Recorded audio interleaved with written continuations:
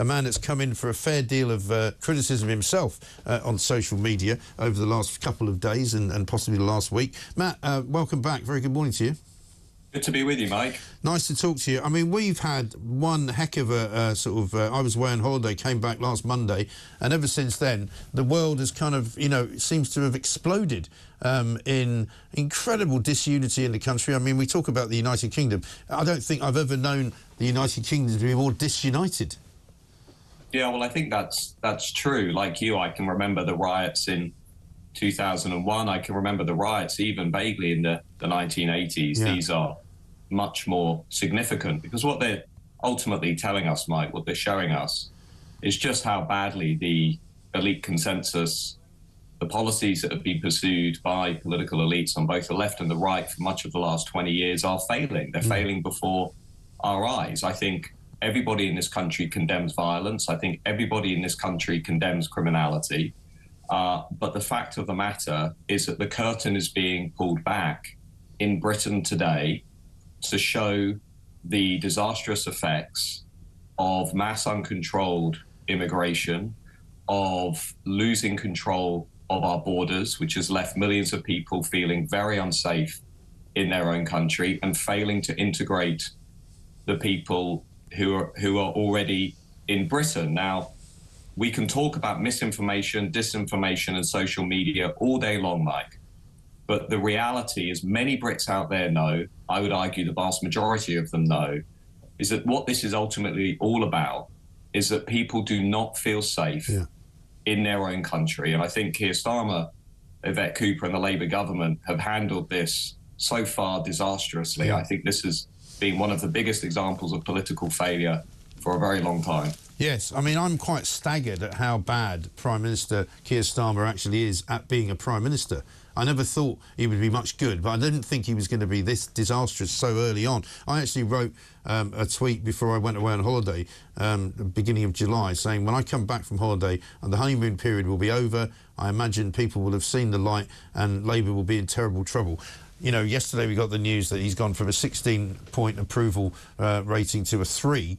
In sort of practically 2 weeks. It's been incredible. And I think also, the stories that have dare not spoken their name over the last 5 to 10 years is summed up rather well by the coverage this morning.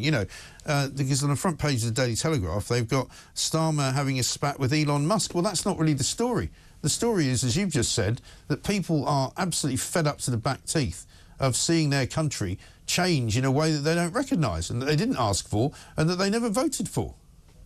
Yeah, I mean, I think it's pretty obvious to people outside of SW1 what these disturbances are all about. And I think the problem is that deep concern about the state of Britain has now been exacerbated by the way in which Labour have responded to this. And it has been a very one-sided response. What Keir Starmer and Yvette Cooper should have said, Mike, in terms of let's get this discussion towards solutions, they should have said, we condemn violence on all sides. Yeah. Because by the time they've been making these statements, the clips of marauding Muslim gangs have been going viral on social media.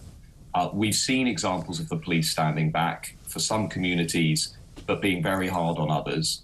They should have got ahead of this and said, look, we condemn violence on all sides. They should have said this isn't only about misinformation. There are clearly understandable concerns about the state of the country, and here's how we're going to deal with those concerns. And they should have acknowledged that there have been mistakes in the past when it comes to things like policing. People are not idiots. When they see police officers taking the knee, when they see them sitting alongside Muslim imams at show trials when young boys have scuffed a copy of the Quran, and these videos are going viral online, people are asking themselves, is the police politically neutral and independent? So Labour should have got ahead of that and said, look, mistakes have been made. This is a watershed moment in the country. We're going to move ahead. We're going to actually bring the country back together. And the other thing, Mike, is, this is what I'm really concerned about.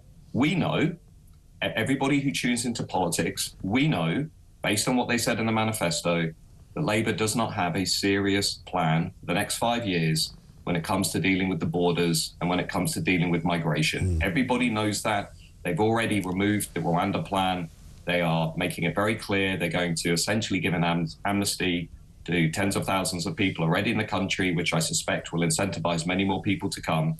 What I'm worried about, Mike, is this is actually the beginning, not the end, of prolonged tensions and chaos in this country. And I would argue what we need is a new settlement.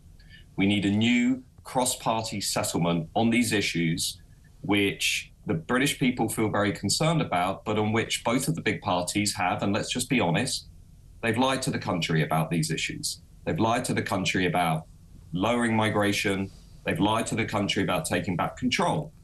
So we just need to get our cards on the table and say there is no going back from this. You can't close the curtain after these disturbances. Everybody can see the state of Britain. Everybody knows multiculturalism is failing. Everybody knows that we have communalism. We have disturbances, both minority on minority, but also minority on majority, majority on minority. We need to therefore say there's no going back from this. We have to have a new political settlement on both the left and the right. Now, I would hope Keir Starmer would lead that debate, Mike. I would hope he would say, OK, everything's changed. Let's get some heads together.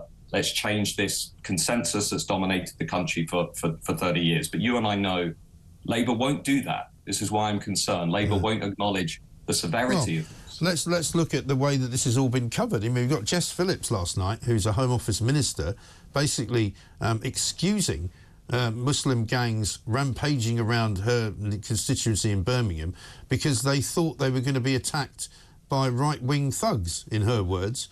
So she's basically saying that it's OK for them to do exactly the same. Going around hunting, looking for white people to beat up and looking for cars with white people in them to smash the windows in. You know, and you look at the way that Mike, most of... Go on. You have to be clear as to why Jess Phillips is saying that and why the left is saying that. They're saying it because instinctively they view not just the minority of idiots who are committing crimes in a negative way, but they view the white British majority with suspicion. And they will continuously prioritise minority interests over the wider majority. That is the Labour identitarian playbook. That's what's got us here, the identity politics, the tendency to view minorities as sacred and morally superior, and to view principally the white majority with suspicion, if not contempt. We saw that, obviously, during things like Brexit. We've seen it now in reaction to these events where essentially everything is now far right, not just the actual minority of far-right agitators, but essentially anybody who voices concern over the issues around migration and borders, even voting for democratic political parties like Reform, waving flags, singing songs about your country. These things are all considered far-right, but I've not heard Labour MPs come out and say, we don't think Muslims shouting Allahu Akbar, rather than waving the Union Jack flag, for example, is acceptable. I mean, it is so visible what is happening in terms of multiculturalism failing that it can't be ignored. As I said on Twitter X the other day, Mike, what I think this is a modern day version of Norman Tebbit's cricket test, where he famously said, look, who you support at cricket actually tells us a great deal about how strong our national community really is. Well, the question I would ask the Labour government, Labour MPs, and actually a lot of people on the liberal left, is if multiculturalism is really working in this country, if it's really successful, if it's really healthy, then why are these gangs of Muslims shouting Allahu Akbar and not flying the national flag? Because when the country's under pressure, Mike, that's when we really get to see where people's loyalties lie and which identities they prioritise. And I want to see us coming together. I want to see us rallying around a sense of shared Britishness, shared Englishness.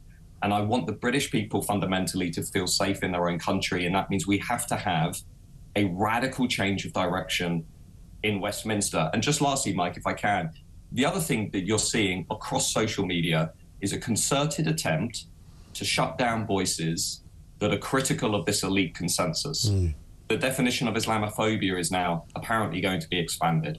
We're already seeing the expansion of terms like far right. Go on Twitter and X and look at the hostility people like me are getting for simply saying, actually, what this is about is losing control of the borders and refusing to lower migration and essentially lying to the British people.